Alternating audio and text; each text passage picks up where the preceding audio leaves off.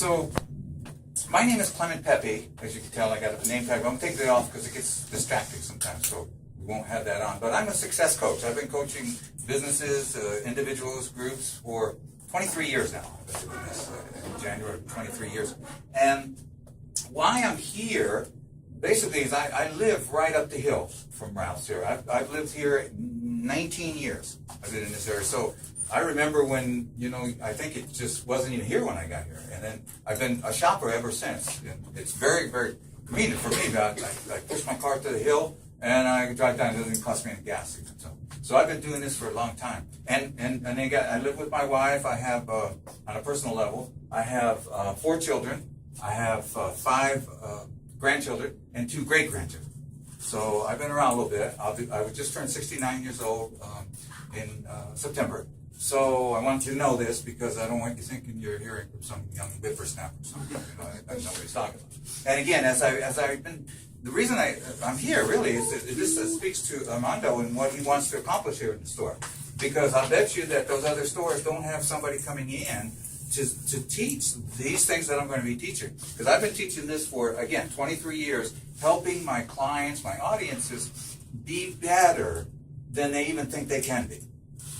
Because there's a lot of power within us that we're not even aware of as human beings. And so today, I'm going to talk a little bit about how to get the most out of ourselves in relationship to the most important thing I think that we're talking about here is the customer satisfaction survey. I think that speaks to how the store can improve itself. It's not only about the value that you guys receive from the customer satisfaction, but it's the value that the customer is receiving. And that's really what it's about. That's what's getting these numbers that they're getting. It's not necessarily what you're doing. It's what you're doing for them, if you will. And so what I want to do today is I'm going to talk to you about some ideas, some tools, some techniques, some practices and principles that I've taught in relationship to the goal called customer satisfaction. Now, in order to listen to this information, you're going to hear some things today that you may not have heard, you may have heard, you may just not even agree with, you see. But I'm going to ask you to listen from a place different than I agree or I disagree. Because that's usually where we listen to people. I agree with that, I don't agree with that, based on where we've been. Now, what I'd like you to do is today, listen from a place called possibility. Meaning, what's possible out of what I'm hearing here toward what's important to me. And we're going to use that number 1 in the country customer satisfaction goal. Okay? So, and by the way, congratulations on the whole team that created that this last period. And we just started the new period, so it's perfect timing. So to listen from that place of possibility, then I'm going to ask you to go on and try it on for the next 3 months. Just try this stuff on, see if it fits, wear it for a while. If it doesn't fit, you can bring it back. I'll take it back, no questions asked. If it does fit, though, you can keep it. It's yours for the rest of your life. Okay? So do you, by a show of hands, all agree to listen from that place of possibility? Go out, try it on, see if it fits, wear it for anybody not agree? Okay? Because Armando going to have to switch out if you don't agree. Yeah. And so, by the way, I'm going to remind you of that periodically, that you agreed to do that. And I'm going to ask you to remind yourself, too. Sometimes you may...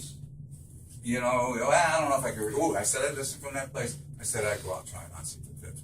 Now, what I would recommend is that, I'm doing a lot of talking in this little half hour. I've got a lot to share with you that I've been sharing with my clients over, like I said, the last 23 years. So I recommend take some notes. It's understood that you retain maybe about 8 to 10% of what you hear when you're just listening to it. When you take notes, that percentage goes up sky high. So I would recommend to jot down these things I'm going to talk about. And I'm going to talk fast, and I'm going to talk effectively on what we're talking about. So I would recommend definitely. However you can take notes, go ahead and take that note. So, all right, so first off, I want to start with the meaning or secret to life. All right? I think you guys are all ready for this. I really want to know the meaning or secret to life. You live long enough to want to know the meaning or secret to life. Anybody not want to know that? Okay. What's that? I don't know. You want to know? Okay. Give it up. Well, I'm sorry, we're out of time. I can't tell you. No. All right. So the meaning or secret to life. Okay. So this is it. I want you to listen from that place of possibility. Life has no meaning. It just is. Aren't you glad? Life has no meaning. It just is. Every situation that occurs in life has no meaning.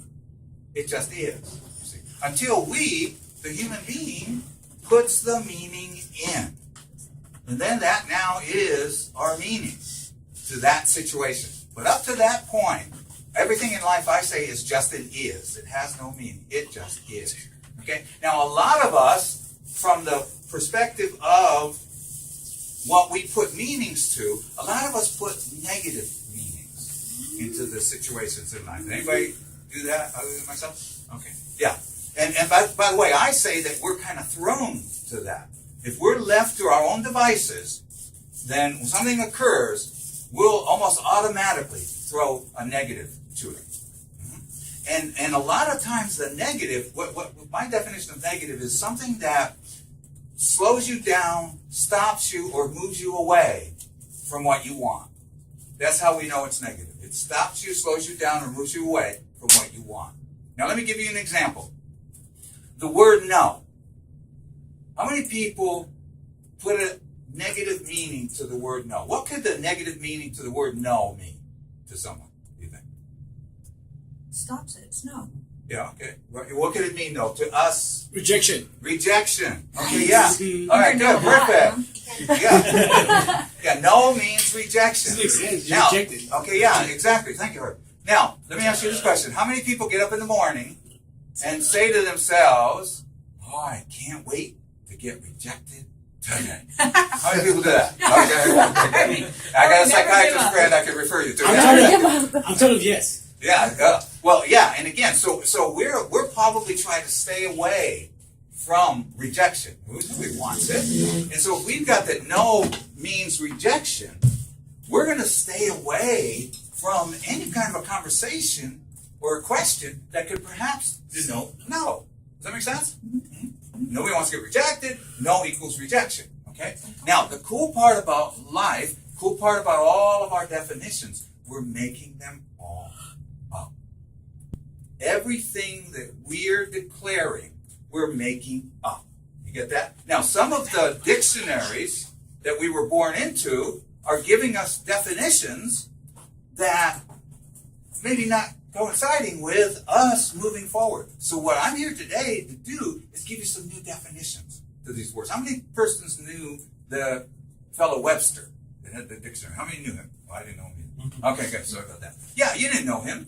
We were born into a world that had definitions already. We didn't vote on them. So what I'm here to do today is change some of the definitions for you so they don't move you away from what you want. They don't slow you down. They propel you toward it. And the cool part about all of this, we're making it all up. Everything that occurs, we're making up. We're not making up what is, but we're making up our meanings to what is. And our job is to make up meanings to whatever it is that empowers us, that builds us up, that creates attention and attraction to taking action, rather than making up something that dissuades us from taking action or slows us down from taking action. We don't change the is, we only change the meanings. Does that make sense so far? So let me give you a new definition to the word no. Okay? And I want you to hold it and work with it and so on. No means they don't yet see the value. They don't yet see the value. That's why people do things. They see value in it. Why they don't do things is they either don't see value or something for them, some circumstance, is bigger than the value. And so what we get to do is we get to, first of all, declare our definition to know, as they don't yet see the value, and then our job becomes helping them see the value for whatever it is that we're going to be asking them to do. Does that make sense so far? Okay, good. Now, did you ever hear the radio station WIIFM? You ever heard of that radio station? Everybody's tuned to it, by the way. WIIFM, especially here in Twin Hills. WIIFM. It's a station that we're all tuned to. And what it stands for, write this down, what's in it for me? What's in it for me? That's why people do things. Not what's in it for you, what's in it for them. That's what. So everybody out there is tuned to that station. What's in it for me? And so when we're talking to people about, especially at the checkout, we're talking to people about the filling out the customer survey, then we got to help them see a little bit more value for them. Hey, we really need this. We're in a contest and da-da-da. Okay, well, I got this going on. I got what's in it for you doesn't make as much sense to me as what's in it for me. Now, let's talk about what's in it for the customer in regards to filling out the survey and getting the highly satisfactory role there. What's in it for the customer to fill these things out, first of all? Gas points. Gas points, okay? Possible $5,000 grocery. Yeah, the sweepstakes. Yeah, the other things that are going on out there. And by the way, right now, gas is it's coming down. And so 10 and 20 cents a gallon off of that gas is getting, I know it is for me. I don't know about I'm sure if it's me, it's other people are excited about that. Hey, I get to go to the gas pump and so on and so forth. And so the idea of, first of all, getting them to fill out the satisfaction sheet is helping them see the value in that, you see. All right, now, whose job is it to make sure it's highly satisfactory? Whose job is that, do you think? Everyone's. What's that? Everyone's. No. Ours. No. The person standing in your shoes. You. Not me, you. Yeah. Yeah, me. You ever heard that saying, if it's to be, it's up to me? You heard that saying? I won't pay, I made it up. So if it's to be, it's up to me is basically saying I'm willing to accept cause in the matter. I'm responsible. Not responsible like a burden, not responsible like bad or wrong or some kind of a guilt or blame, but like I make it happen. And so everybody in this room, everybody in the store, has to come from that place. If it's to be, it's up to me. It's not up to the customer to get the highly satisfactory form filled out. It's up to you to do and be who you need to do and be, such that that's an automatic. That they're just, yeah, oh, wow, of course. And so our job is to continuously be in that way. Yeah, it's up to me. It's up to me to be that person that is the one that gets the highly satisfactory results. And we've got to be willing to ask for that. That's the key. We've got to be willing to ask for it. And I want to give you a way to ask for what you want the best way I know. Okay? And so write this down. This is how you make a request. This asks for what you want. And by the way, we're talking about here in the store, all of these tools can be used anywhere in your life. You get that? So we're talking about here, but who's doing the doing is you. And so if you're doing it here in the store, if you're doing it at home, if you're doing it with your family, if you're doing it in your church, wherever it is you're being, then you can use these tools also. So here's how you ask for what you want. You say, would you be willing to ... Okay. Would you be willing to ... And the ... is whatever you're asking for. So for example, with the satisfaction. Hey, would you be willing to, if you felt you've got a great experience here in the store, would you be willing to fill out the survey when you get it within 7 days? And would you be willing to run it down customer satisfaction? Yes, highly satisfactory. Now, if there's some reason why not, then you get a chance to interact with them about it. Right? So you're not leaving someone and I don't know if I could do highly satisfactory. Well, what was missing? Well, I didn't feel this. Okay, well, let me see if I can correct that for you. Not that I want this on my form. I want to make that kind of a difference for you here in the store. I want you to have an experience that would leave you satisfactory. Even if you didn't fill out the form, I still want you to be highly satisfied with being here. Does that make sense? Okay, and so what you get to do is when you're asking these questions, which as far as the request is concerned, your job is to help them see the value of what you're asking them, and moving target is to help them see the value of what you're asking them. Yeah, we have some frozen then freezer.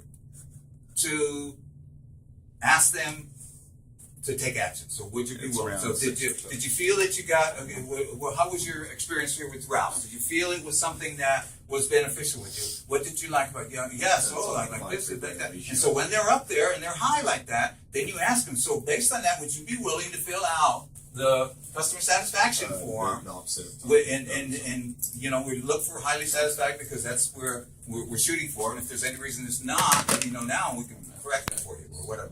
And you want to have them up here when you're asking that question. Now, you don't want to have them down, this is the worst experience I've had in my life. This is the pits. I can't believe this store. They say, oh, by the way, would you be willing to? Not a good time. Not a good time to do it. We have to rectify that. We have to get that back in place. And if you can't, then maybe not even tell them about the customer satisfaction. Hello. But again, who's it up to get there? And we've got to be willing to ask these questions. And we've got to do that knowing full well that if no comes out of their mouth, it has nothing to do with rejection. It has nothing to do with bad. It has nothing to do with wrong. It has to do with they haven't seen the value of what it is that we're asking for. That make sense so far? Okay. If it doesn't make sense, I got to start all over again. Okay, good. Now, one more thing. When, let's say that you had a party and you had a bunch of people coming and you invited some people. And those people invited another couple, we'll say, to the party. You didn't know those people, but they got there and you were basically introduced to them and so on and so forth. But then throughout the party, you saw that that couple that just came, are over in the corner looking very uncomfortable, very, very. And you as the host or hostess, what would you do at that point in time, would you say? Well, What's that? make them feel introduced to them. Yeah, make them feel comfortable, yeah, exactly. You'd act as the host or hostess. Exactly. That's what we have to do in the store. We have to act as if it's our house. As if we are the host or hostess. So when someone comes in, even if they're whatever, hi, how are you doing? If I could help you with anything, let me know. Or whatever it is that you would say to let someone know that they are being welcome in your house. That make sense? Mm-hmm. And the cool part about all of this is what? It's making it all up. Every bit of it. It's all made up.